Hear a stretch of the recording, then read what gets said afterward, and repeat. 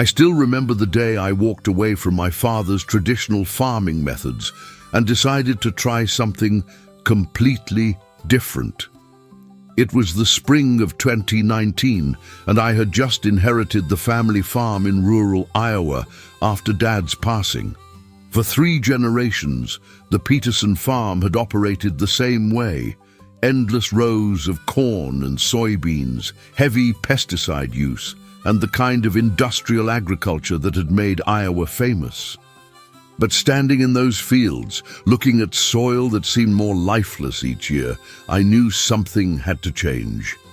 My agricultural science degree had exposed me to regenerative farming techniques that most of the old-timers in my county dismissed as hippie nonsense. Instead of the traditional monoculture approach, I planned to implement crop rotation cycles that included cover crops, drastically reduce chemical inputs, and introduce livestock integration that would naturally fertilize the soil.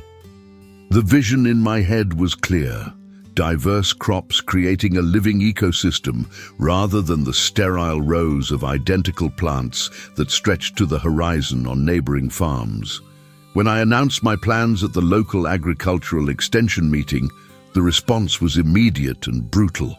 Tom Harrison, who farmed the section next to mine, actually laughed out loud. "Boy, your daddy knew how to farm. You're gonna ruin good land with these college ideas." The room erupted in murmurs of agreement. These men had been farming the same way for decades, and their fathers before them. To them, my plans weren't just different, they were a direct challenge to everything they believed about agriculture. But I'd done my research, studied the science, and visited farms where regenerative methods had not only maintained yields, but improved soil health and reduced costs. I knew the transition would be difficult, but I also knew it was necessary. Climate change was making weather patterns increasingly unpredictable, and traditional farming methods were becoming less sustainable each year. The ridicule started almost immediately after I began implementing my new farming methods. Where my neighbors planted endless rows of corn, I planted strips of diverse crops separated by patches of wildflowers and native grasses. Where they sprayed herbicides to eliminate every weed, I allowed beneficial plants to grow alongside my crops. Where they used heavy machinery to compact the soil, I introduced rotational grazing with a small herd of cattle that I purchased with the last of my savings. The visual difference was striking and, to my neighbors, deeply offensive. My farm looked chaotic compared to their neat uniform fields. Tom Harrison made sure everyone knew his opinion. "Peterson's place looks like a damn nature preserve instead of a working farm," he'd announce at coffee every morning at Marge's diner. "That boy's gonna learn the hard way that farming ain't about playing in the dirt with flowers."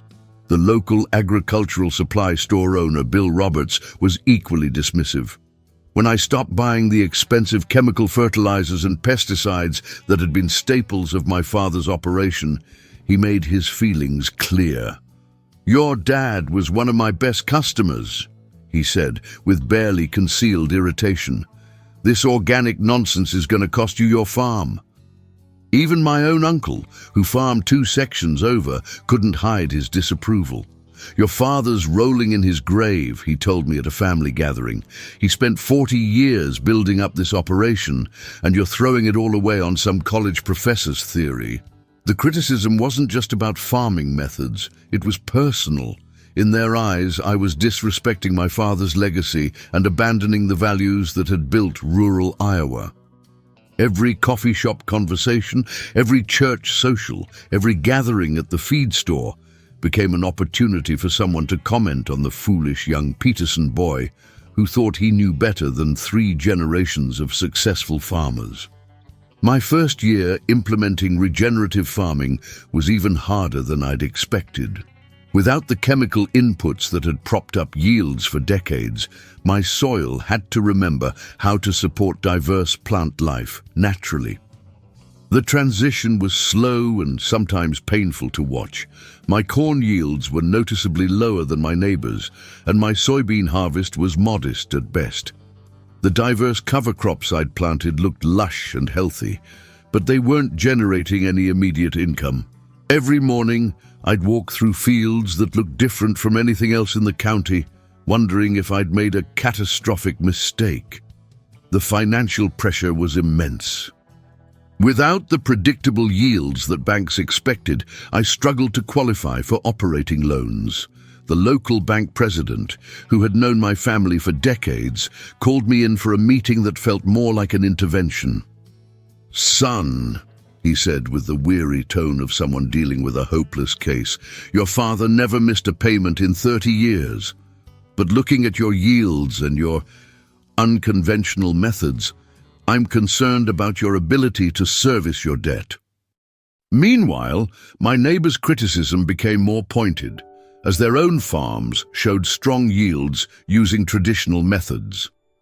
Tom Harrison made sure to drive slowly past my property whenever he was pulling his corn wagons to the elevator, the obvious abundance of his harvest contrasting sharply with my more modest results. The local newspaper even ran a story about falling agricultural productivity, using my reduced yields as a case study of why farmers should stick to proven methods. But I noticed things my critics missed.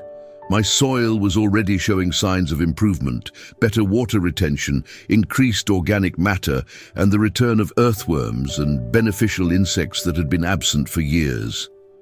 The diverse plantings were attracting birds and pollinators that created a more balanced ecosystem. Most importantly, my input costs were dramatically lower than my neighbors, even if my gross yields were smaller. Instead of abandoning my methods after the first challenging year, I decided to double down on innovation. I used the winter months to study and plan, attending conferences on sustainable agriculture and connecting with other farmers who were pioneering similar approaches. I learned about mycorrhizal fungi that could dramatically improve soil health, about companion planting techniques that could increase yields while reducing pest pressure, and about water management systems that could help crops survive both drought and flooding.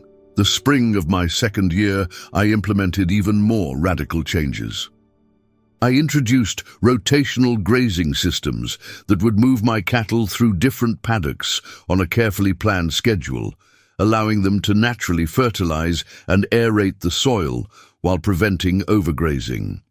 I planted nitrogen-fixing trees in strategic locations throughout my fields, creating windbreaks that would also contribute to soil health. I installed a sophisticated rainwater collection system that would help me irrigate crops during dry spells without relying on groundwater. My neighbors watched these developments with a mixture of amusement and concern. The tree planting, in particular, struck them as completely insane. "He's turning good farmland into a forest," Tom Harrison complained to anyone who would listen. "Pretty soon he'll be growing nothing but squirrels and bird nests." The local agricultural extension agent, who should have been supportive of innovative farming methods, instead warned me about fad farming and suggested I consider returning to conventional methods before I lost the farm entirely. But I'd done the math, and I believed in the science. The reduced input costs meant I could break even with lower yields, and every indicator suggested that my soil health was improving rapidly.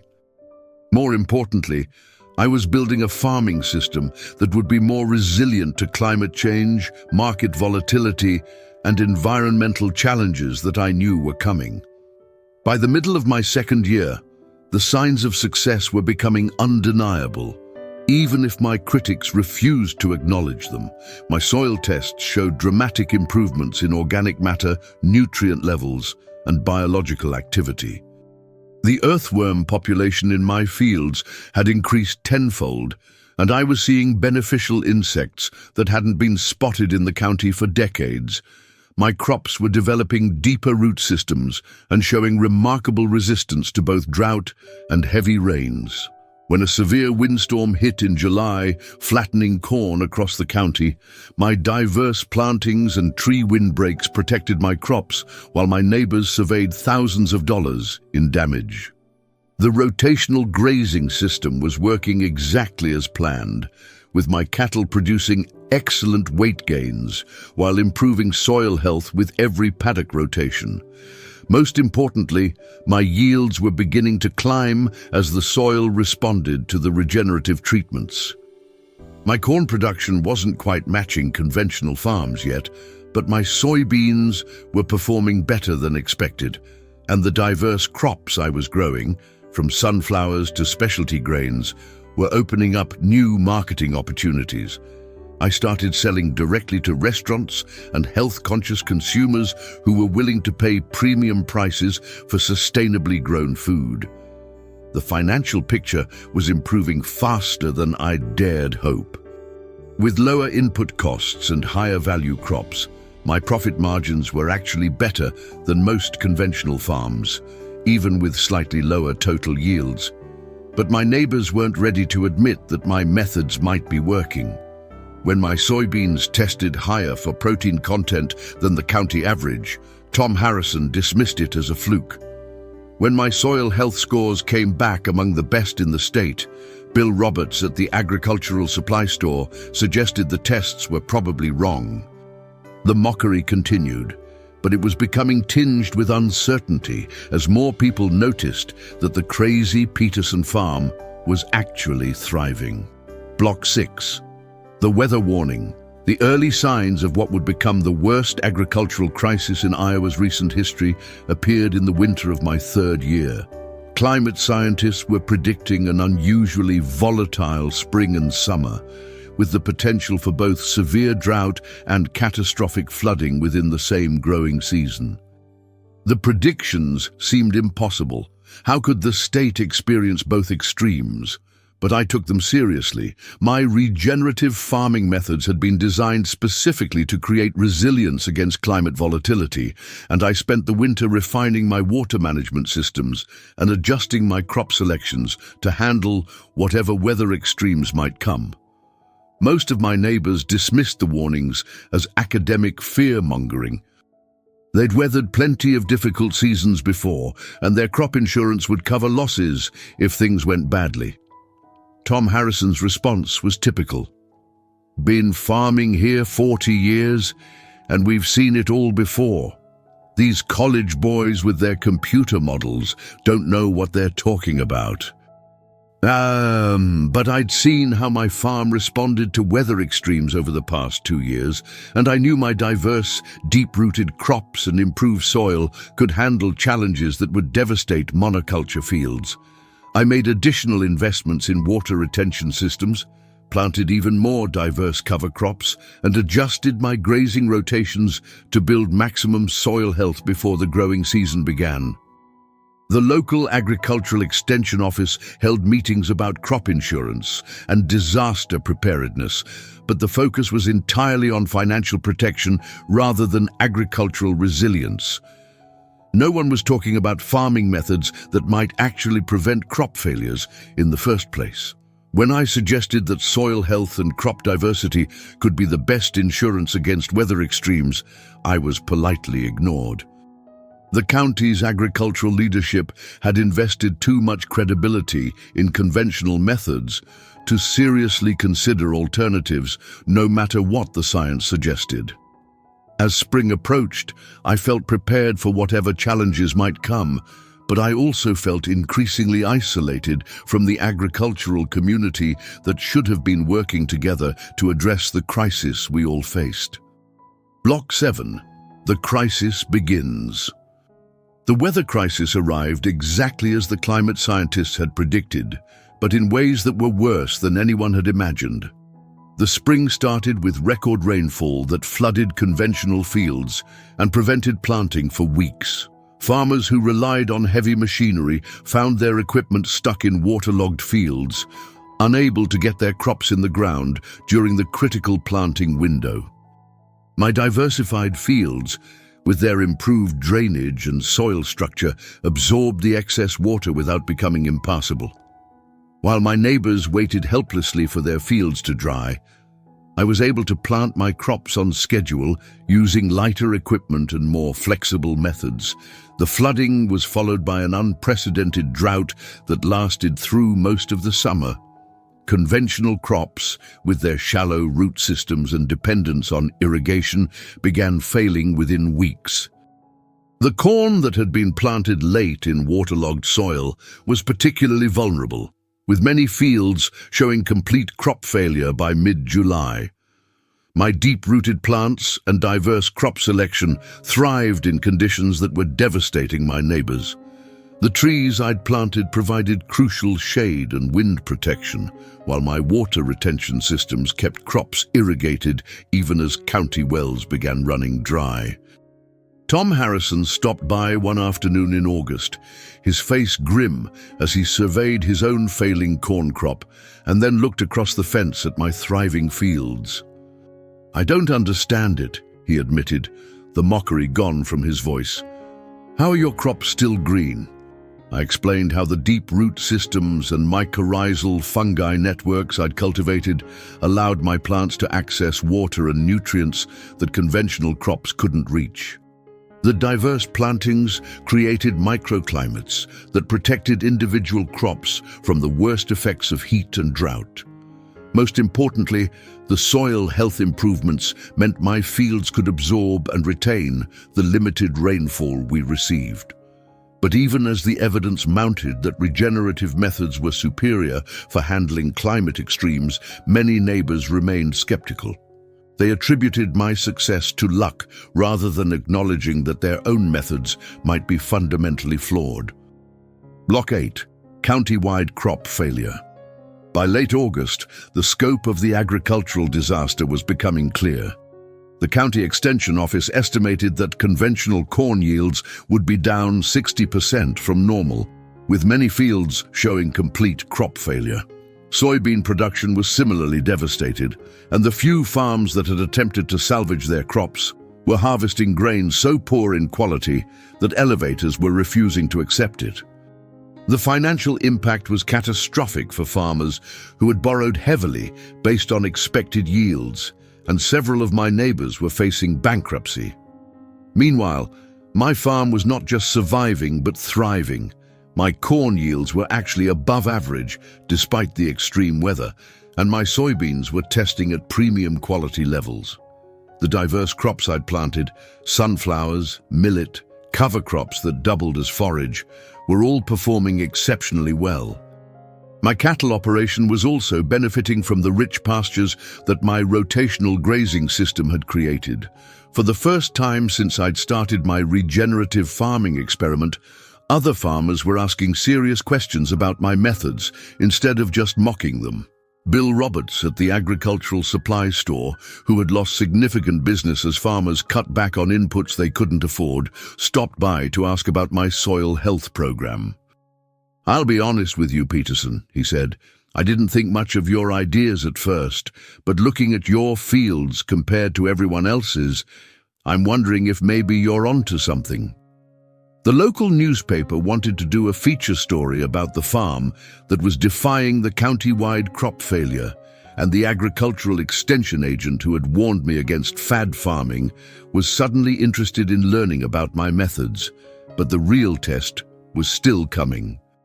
The county's food security was becoming a serious concern, as crop failures meant not just financial loss for farmers, but potential shortages for everyone in the region. Block 9. The food security crisis.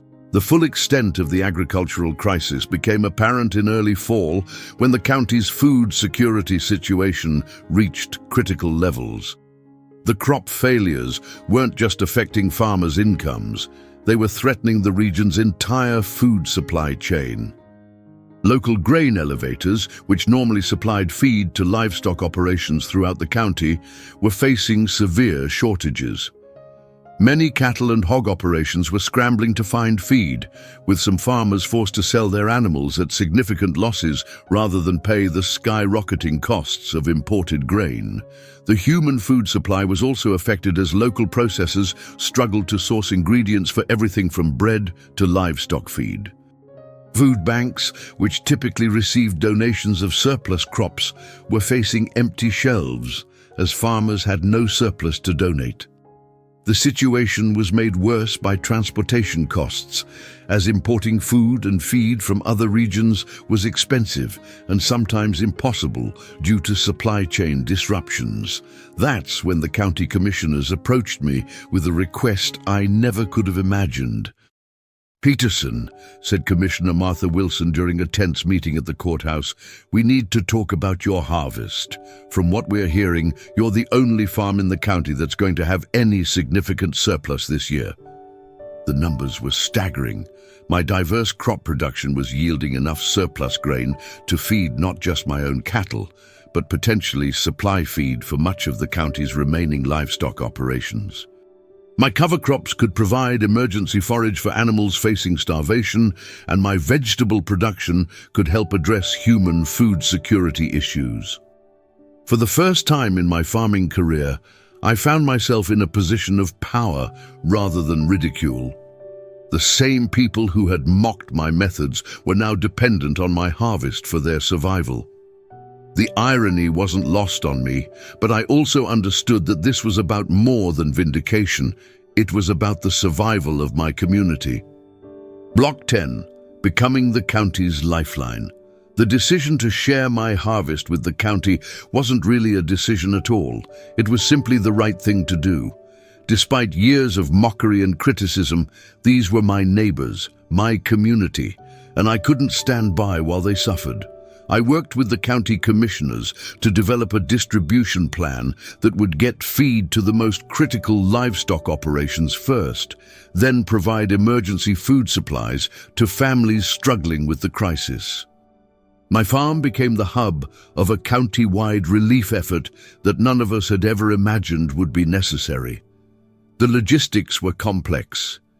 I had to coordinate with trucking companies to transport grain to farms across the county, work with veterinarians to ensure proper nutrition for stressed livestock, and collaborate with food banks to distribute fresh vegetables and eggs from my diversified operation. The financial arrangements were also complicated. Some farmers could pay market prices for feed, others needed payment plans, and many required outright donations to keep their operations alive.